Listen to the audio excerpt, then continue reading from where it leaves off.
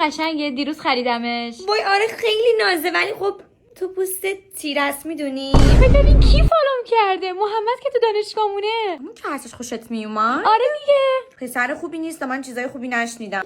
به چی میخندی؟ دارم با محمد شرط میکنیم.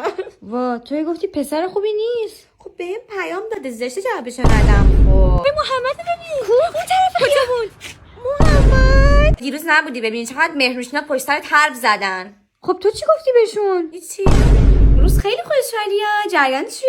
توی یه شرکت استخدام شدم، پولش خیلی خوبه. خیلی برات خوشحال شدم. داری چیکار میکنی؟ دارم از دیجیکالا واسه بلک فرایدی خرید میکنم. کلی هم تخفیف گذاشته، حتی بعضی چیزا رو میتونم با قیمت پارسال بخرم. باورت میشه؟ پول اینجور چیزا رو مگه داری تو؟ جایزه هم گذاشته، هر کی ببره بهش بیت کوین والکس میدن. میدونی با 7 میلیارد چی کار میشه کرد سمیه؟ حواسم باید به ساعت شانس و ماشین زمان شکار گنجم باشه. تو مگه از این شانسا داری؟ گفتی چی بود دیجیکالا؟ آره آیفون خریدی؟ آره. وای پولاشو از کجا میاری تو؟ مبارکت باشه. ماشین خریدی؟ آره بیا تو.